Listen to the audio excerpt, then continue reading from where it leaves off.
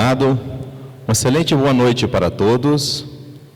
Que a paz do Cristo nos envolva neste momento de recolhimento e reflexão. Considerando que às vezes há pessoas que estão vindo pela primeira vez nessa segunda-feira, para que nós possamos nos situarmos sobre o que é que nós estamos estudando aqui, trata-se então do livro Vinha de Luz, publicado inicialmente em 1952, é uma terceira obra da série chamada Evangelho por Emmanuel, que começou com o primeiro livro Caminho, Verdade e Vida, publicado em 1948, tudo por Chico Xavier.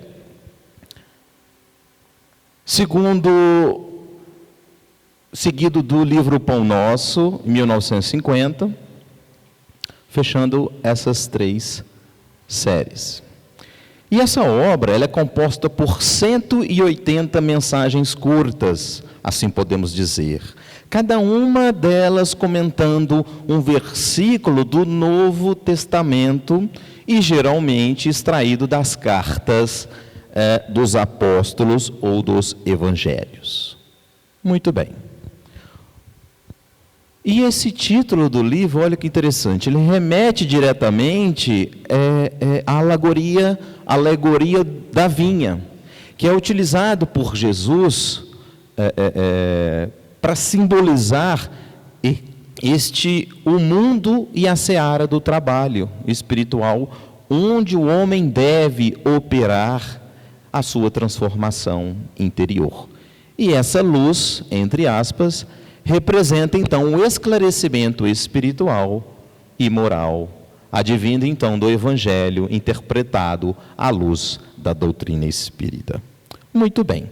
Então Emmanuel tem como propósito essencial essa ação de unir a moral cristã à prática cotidiana, fazendo que tomemos uma pedagogia espiritual onde vai levar o leitor a refletir sobre si mesmo, sobre suas ações, suas palavras e, sobretudo, sobre seus pensamentos. Não tão somente a teoria como instrumento de regeneração íntima. Então, ele tem esse viés mais prático. E, nesta oportunidade, nós dedicaremos nossos pensamentos, nossa reflexão a essa lição de número 114, do qual já foi lida, intitulado O Quadro Negro, pela psicografia de Chico Xavier, escrita por Emmanuel. Muito bem. Então, para compreendermos com profundidade essa mensagem, nós iniciemos contextualizando o versículo bíblico que expira. E Emmanuel se baseia na fala de Jesus, registrada pelo Evangelho de segundo João, lá no capítulo 16, versículo 14, entre aspas, que é a citação objeto tema do estudo de hoje. Mas tenho-vos dito isto, a fim de que, quando chegar aquela hora, vos lembreis que já vos tinha dito. Entendi nada, né? Complicado. Mas vamos tentar desmiuçar isso aqui. Essa frase, ela foi proferida durante a última ceia. Foi um momento assim, vamos dizer, crucial, de despedida e de preparação dos discípulos para o que viria. E o que viria? A prisão e a crucificação de Jesus. Então era um momento de grande emoção e simbolismo. Por quê? Porque o mestre sabia que os corações dos apóstolos, a um momento eles iriam vacilar diante da iminência da separação física de Jesus. Por isso, ele antecipa as dores, semeando o consolo e a fé. E o Evangelho de João, ele é o mais espiritual entre os quatro. Porque João, chamado discípulo amado, ele nos convida a mergulhar no sentido interior das palavras de Cristo. Porque ele tem essa perspectiva de revelar o Cristo cósmico, quer dizer, aquele verbo encarnado, a luz que ilumina os homens. Então João, ele não se limita àquele Jesus histórico, porque ele nos apresenta o Cristo eterno, ou Cristo infinito, cuja missão é esse despertar da alma para a verdade. Então, quando Emmanuel escolhe esse versículo, ele nos convida à mesma preparação espiritual, qual seja, a que Jesus advertiu aos discípulos, e ele também nos adverte: chegará a nossa hora. E a hora da prova, a hora do testemunho, a hora do enfrentamento das próprias sombras. E é preciso, então, estar pronto para essa batalha. Emmanuel, sabiamente, então, ele constrói uma metáfora preciosa. A vida como escola da alma, onde cada situação difícil se transforma em uma espécie de chamado quadro negro, onde ele afirma, abre aspas, cada discípulo terá a sua hora de revelações do aproveitamento espiritual. As escolas primárias não dispensam o habitual quadro negro, aquele tradicional dos ensinos médios. O aprendiz mostrará quanto lucrou. Fecha aspas. E esse quadro negro, meus amigos, ele representa então a oportunidade de aplicar o que a gente aprendeu. É o momento então de colocar em prática, através de atitudes e sentimentos, o que nós assimilamos nas horas de estudo, meditação, prece e por aí vai. Bom, e aí vale uma primeira reflexão. Que tipo de aluno eu tenho sido na escola da vida?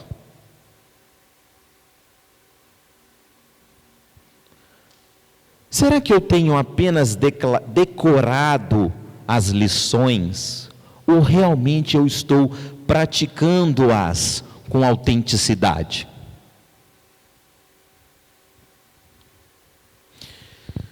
Emmanuel, então, nos apresenta duas possibilidades de conduta diante da prova. Ele fala dos que usam o que ele chama aqui de giz escuro da revolta, da lamentação, do desespero. Daí ele fala giz escuro.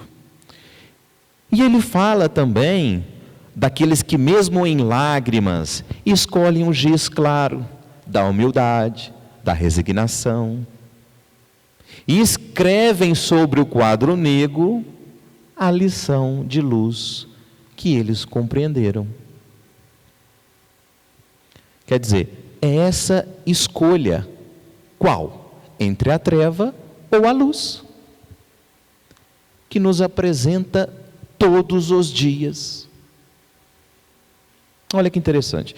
Na questão 132 do Livro dos Espíritos, nós aprendemos pela pergunta: qual é o objetivo da reencarnação? Qual é o objetivo da encarnação, melhor dizendo? E os Espíritos respondem: Deus a impõe para que os Espíritos alcancem a perfeição. Muito bem. E adiante, na questão 258, outra pergunta: os Espíritos escolhem as provas que querem passar? E os Espíritos respondem: sim, muitas vezes. Escolhem de acordo com o que precisa reparar ou desenvolver. Veja que interessante. Então, podemos dizer assim, que a lousa, ou o quadro escuro da existência, em todas as suas dores, ela não é um castigo, mas é uma chance, vamos dizer assim, consagrada de gerar crescimento. Veja bem, cada sofrimento é uma pergunta que nos é feita. O que eu farei agora? Como que eu vou reagir?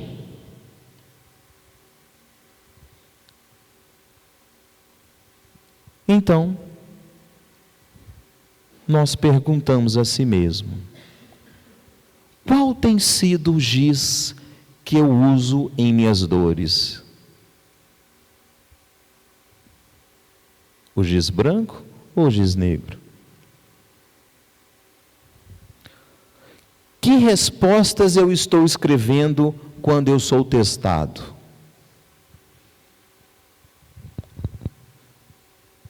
Muito bem. Pegamos o exemplo de Jesus e o seu quadro negro, que poderíamos dizer que seria a cruz.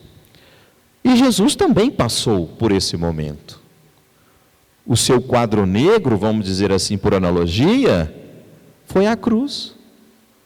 Imaginem, ali, no ápice da injustiça, do abandono, ele escreveu com o sangue do próprio coração a lição mais alta de todas. Eu até arrepio. Pai, perdoa-lhes, porque não sabem o que fazem. Ele não escreveu condenação, ele escreveu perdão. Ele não escreveu acusação, mas ele escreveu o quê? Esperança. Então ali ele mostrou que a verdadeira evolução, ela se revela na hora da dor. E o Cristo, ele não fugiu da prova, ele a viveu com verdadeiro amor. Então ele foi chamado ao quadro negro da mais árdua lição, a da renúncia total. Quer dizer, o esvaziamento de si em favor de todos. E mesmo no auge da dor, ele permaneceu no bem. E aqui nós nos perguntamos novamente: diante da nossa cruz pessoal, como temos reagido?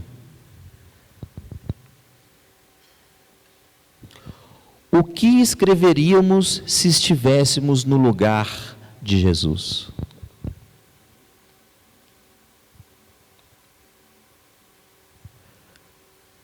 Muito bem, vamos continuar.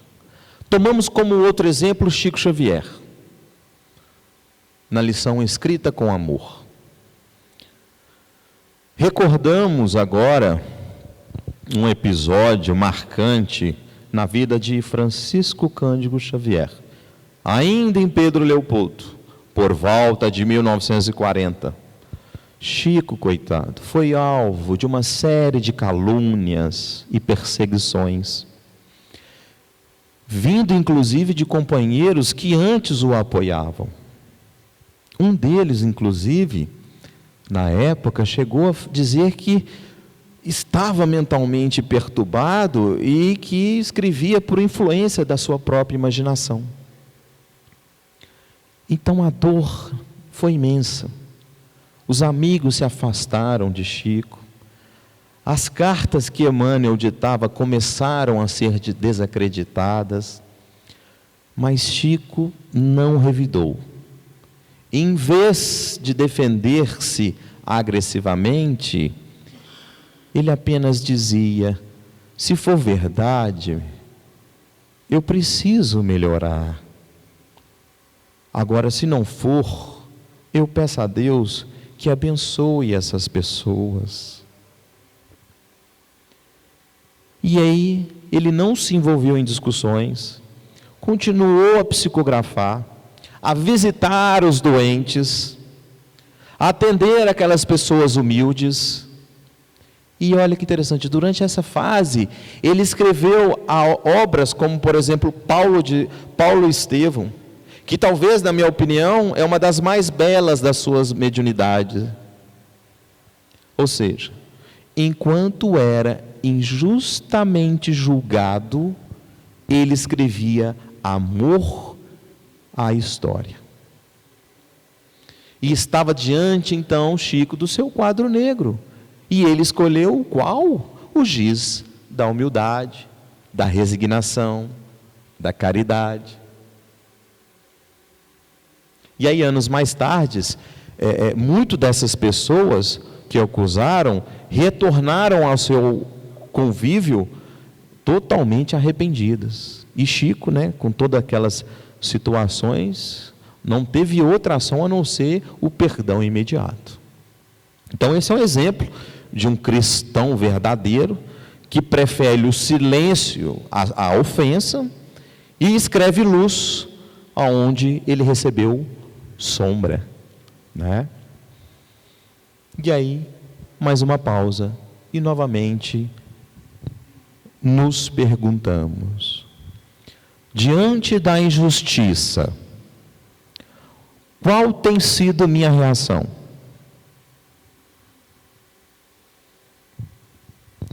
Eu escolho a paz ou eu alimento a mágoa?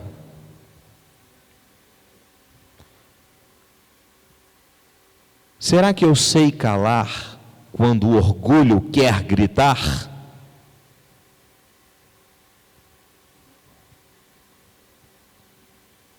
Muito bem.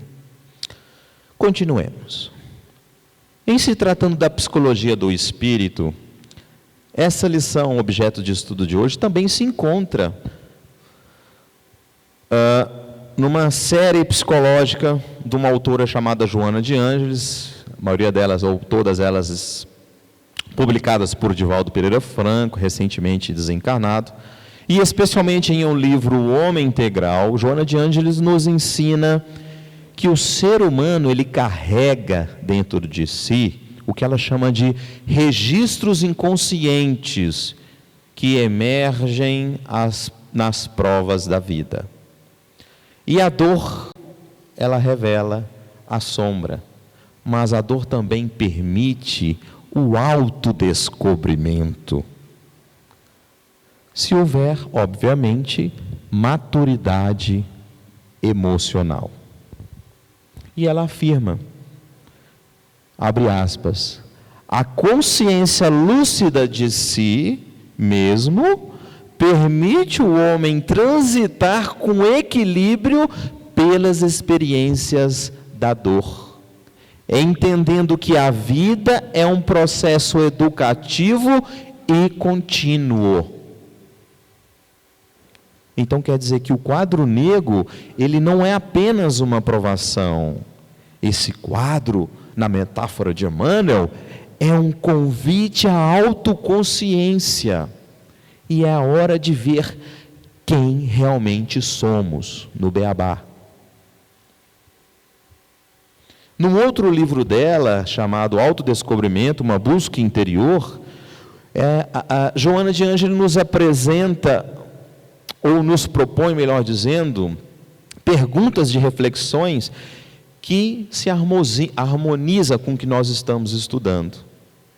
Quando ela sintetiza a seguinte pergunta: tenho medo da minha dor ou utilizo como mestre silenciosa? Que valores governam minhas ações ou reações quando a vida me frustra? Então, essas perguntas nos ampliam o nosso olhar, porque, em verdade, o maior conteúdo da vida, meus irmãos, ele não está fora, ele está dentro de nós. Muito bem. Continuando a reflexão, em um livro consolador, que tem essa temática voltada mais para a prática, também de Emmanuel, psicografada pelo Chico, que também é de perguntas e respostas, na questão 236, ao ser perguntado sobre a utilidade do sofrimento, o Emmanuel responde, muito interessante, ele fala que, olha, o sofrimento, ele é o agente divino da evolução. Toda dor é uma lição e toda lágrima tem sua razão de ser. Olha que profundo. Ainda na questão 131, ele complementa: a vida é um curso onde cada criatura estagia conforme sua conquista íntima.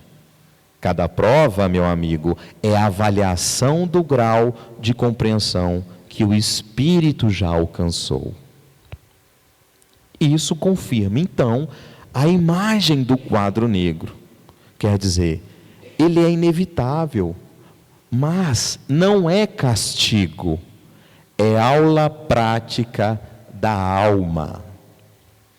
Por isso, Emmanuel conclui na lição 114, quando ele afirma com clareza, abre aspas, no finalzinho do texto: abençoai o quadro negro que vos pede o giz, de suor e lágrimas, porque junto dele podereis conquistar o curso maior. E esse curso maior, quer dizer, a verdadeira libertação espiritual, ela não se conquista apenas lendo livros, ouvindo palestras, indo na missa. Ela conquista escrevendo, sobretudo, com o coração, no quadro da vida, com paciência, com renúncia, com verdades. E com complemento valioso a essa reflexão, há também na obra de André Luiz, também psicografada por Chico, ricas analogias com esse tema. E eu destaco aqui no livro Os Missionários da Luz, e há um trecho emblemático em que André Luiz, ele acompanha um processo de reencarnação de um espírito que estaria prestes a retornar à Terra, e com um planejamento reencarnatório muito bem elaborado, sabe? E este espírito é conhecido como Segismundo. Ele viveu anteriormente com muitos erros ligados à violência e a destruições familiares. E aí no plano espiritual, então, ele já arrependido, ele estuda, se prepara, ele compreende as lições que ele precisa assimilar. Muito bem, então durante o planejamento dessa nova existência, os mentores espirituais que ali estavam com ele, explicam com clareza, dizendo para ele que as experiências dolorosas que enfrentará no corpo físico, meu amigo, não serão punições, mas serão oportunidades educativas. Quer dizer, cada circunstância da nova vida, ela foi escolhida com esse intuito de ajudá-lo a reparar os erros do passado e, sobretudo, a desenvolver virtudes como a paciência, como o perdão, como a humildade, como o serviço ao próximo, né? E em uma das passagens mais marcantes, o instrutor Alexandre, que era o mentor que estava coordenando esse processo reencarnatório, ele diz assim, entre aspas, para ele: a prova, meu amigo, é um exame. A vida corpórea é uma escola. Quando o espírito se mostra verdadeiramente disposto ao bem, ele recebe o mapa das lições que precisa demonstrar saber. E André, então, ele observa que Segismundo, ele não está sendo chamado, por assim dizer, ao quadro negro da reencarnação. Ele precisa de ir na Terra para comprovar tudo o que ele teorizou no plano espiritual. Quer dizer, toda a preparação intelectual e emocional, ela precisa ganhar corpo através do quê? Do testemunho do dia a dia, da vivência prática. Né? Então, essa situação, ela espelha, vamos dizer assim, com perfeição a lição de Emmanuel. Assim como os estudantes precisam resolver a lição no quadro negro da sala de aula, o espírito também precisa encarar as circunstâncias da existência com lucidez e com fidelidade ao bem. E nós nos perguntemos então, à luz dessa analogia, mais uma pausa para reflexão. Quanto de nós estamos hoje ocupados como Segismundo um momento de prova prática reencarnatória? Quanto de nós estamos hoje ocupando, melhor dizendo, quanto de nós hoje estamos ocupando um momento de prova prática reencarnatória? Quantas lições dolorosas pelas quais passamos hoje não são, na verdade, parte do nosso mapa de lições espirituais? E na mesma obra, ele diz que o corpo físico, olha que interessante, o corpo físico é o lápis do espírito, é o sofrimento, o corpo físico é o lápis do espírito, e o sofrimento é o papel. Quer dizer, com esse material, nós escrevemos a história, então, da nossa redenção. E essa é exatamente a imagem desse quadro negro. É com suor, é com renúncia, é com humildade, então, que nós desenharemos a nossa libertação. E o que Segismundo faz? Finalmente, ele aceita com fé, retorna à Terra, mesmo com todas as suas dificuldades emocionais, no início da infância, gradativamente ele vai conseguindo vencer a si mesmo. Sugestão de leitura. Então, há diversas obras doutrinárias, chamadas subsidiárias, que podem complementar a fundamentação dessa lição chamada quadro negro. Tanto ampliando a analogia, quanto enriquecendo os aspectos morais e psicológicos que ela sugere. Todas essas citações de livros, não é para me aparecer, não é para falar que eu sou intelectual, mas é para instigá-los à curiosidade.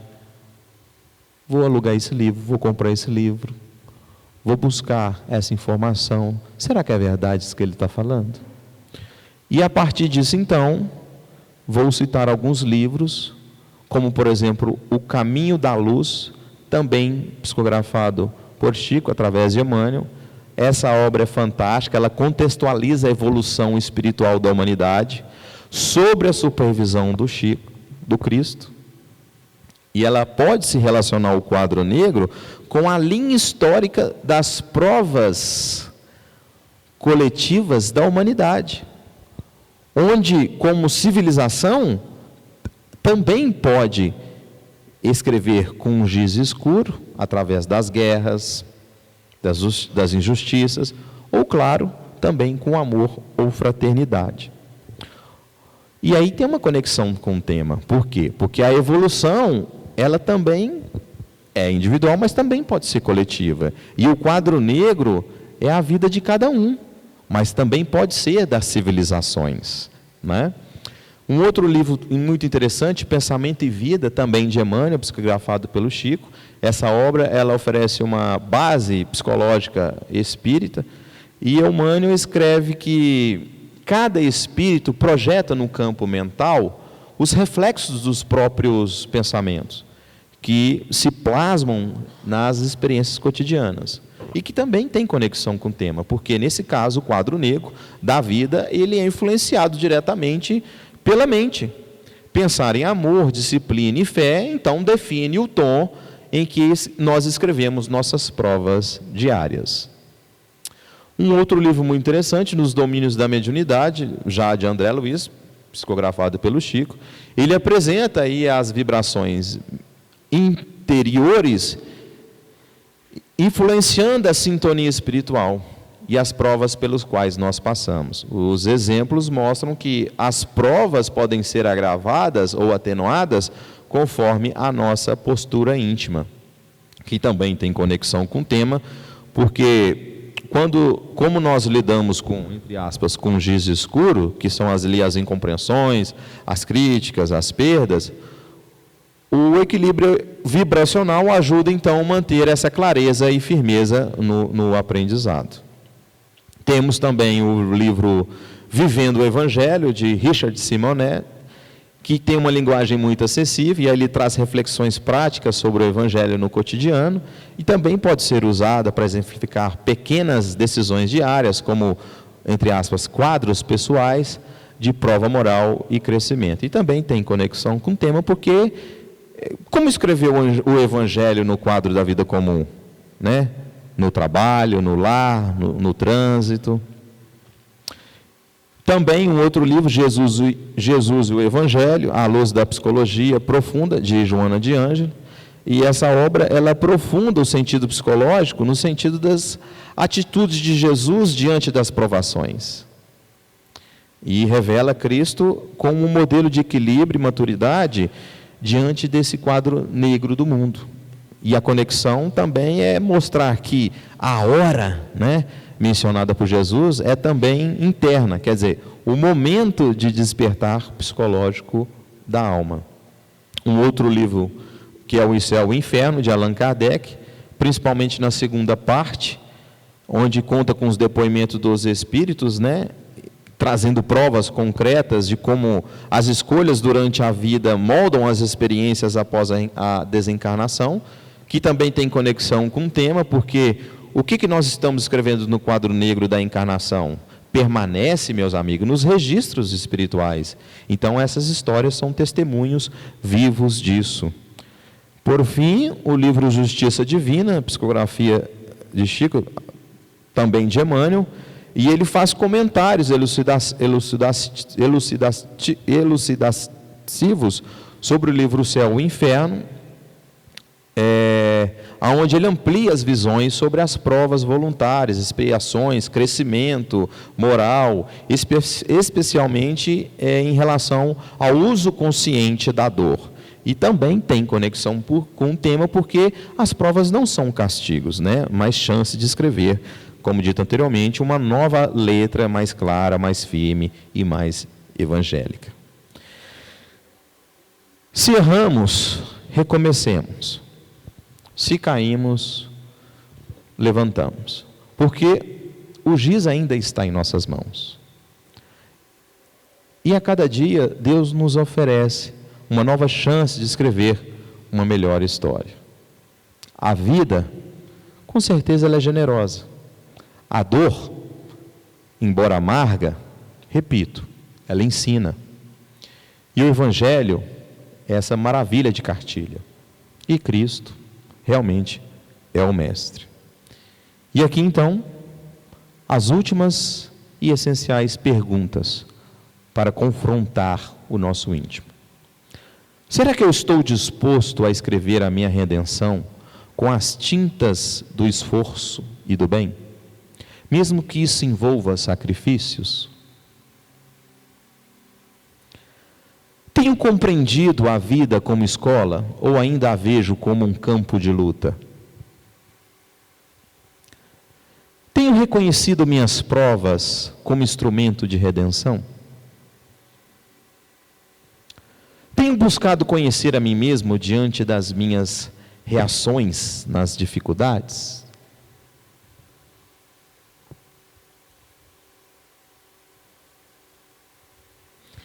Que, diante então do quadro negro que a vida nos apresenta, sejamos capazes de escolher o giz da esperança. Que possamos escrever paz onde houver guerra, luz onde houver sombra, amor onde houver desconfiança. E assim como Jesus, como Emmanuel, como Chico, como Joana, estaremos então trilhando passo a passo o caminho que nos conduz ao curso maior da plenitude espiritual. Muita paz a todos e que Jesus nos abençoe.